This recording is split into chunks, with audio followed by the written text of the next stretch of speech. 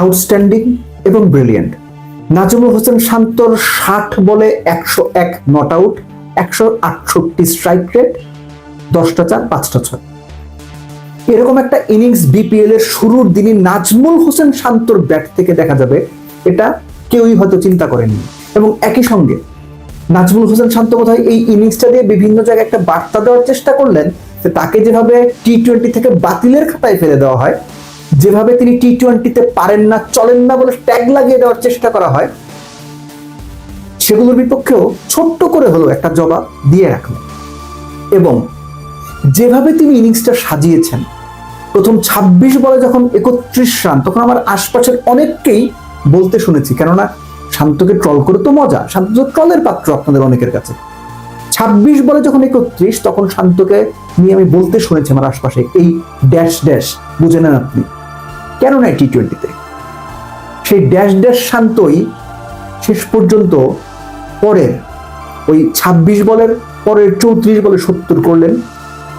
শুধুমাত্র লেগ সাইডে খেললেন না, স্কোয়ার কাট, ড্রাইভ, পুল, হুক, সুইপ, সব রকম শট খেলে, উইকেটের চারপাশে খেলে, ক্যাপ্টেন্স নক খেলে, 190 চেজ ডাউন করে, মুশফিকের 50 দুর্দান্ত ইনিংস, মুশফিকের সঙ্গে 72 বলে 130 নট আউটের পার্টনারশিপ করে ম্যাচ জিতিয়ে মাঠ ছাড়লেন।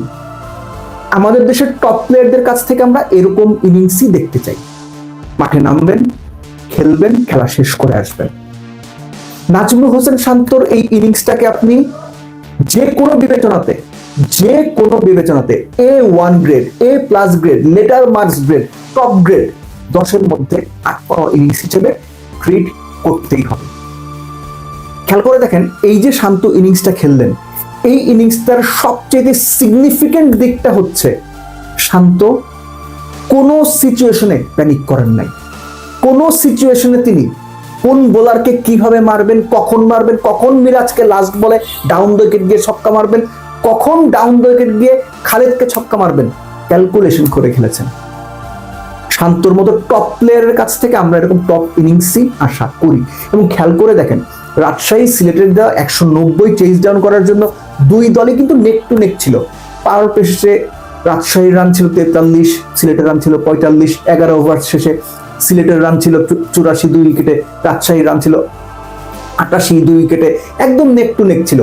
মিডল ওভার্স যেভাবে নিয়ন্ত্রণ করে দুই দলই খেলেছে, সেটা আসলে বাংলাদেশ ক্রিকেটের জন্যই খুব দারুণ একটা সাইন, কেননা দুই পক্ষেই ছিলেন বাংলাদেশের ব্যাটাররা। খেয়াল করে দেখেন, সিলেট পাওয়ার প্লের পরে মিডল ওভারে 93 রান তুলেছে 2 উইকেটে, সেখানে 106 রান তুলেছে রাজশাহী। এই যে 13 রানের ডিফারেন্স, এটা রাজশাহীকে একটা মাইলেজ দিয়ে এগিয়ে দিয়েছে।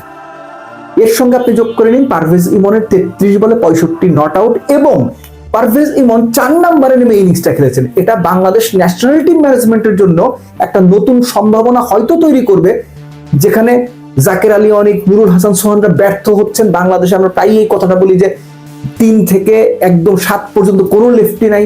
এই 4 নম্বরে ব্যাট করার মাধ্যমে পারভেজ হোসেন ইমনও কি একটা বার্তা দিয়ে দিলেন কিনা, যে তিনিও হয়তো একটু চেষ্টা করলে ওই জায়গাতে সেটেল করে যাবেন।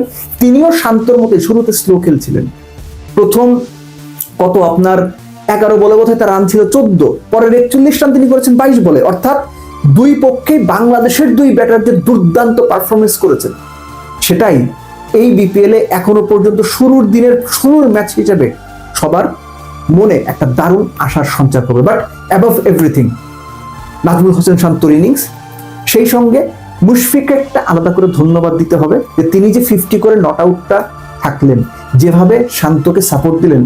এই ইনিংসটা দেখে বাংলাদেশের ইয়াংস্টার যারা আছেন, তাদের শেখার অনেক রসদ মুশফিক নিজেই দিয়ে গেলেন। কিন্তু দিন শেষে নায়ক নাজমুল হোসেন শান্ত। চলুন শান্তকে আবার ট্রল করি।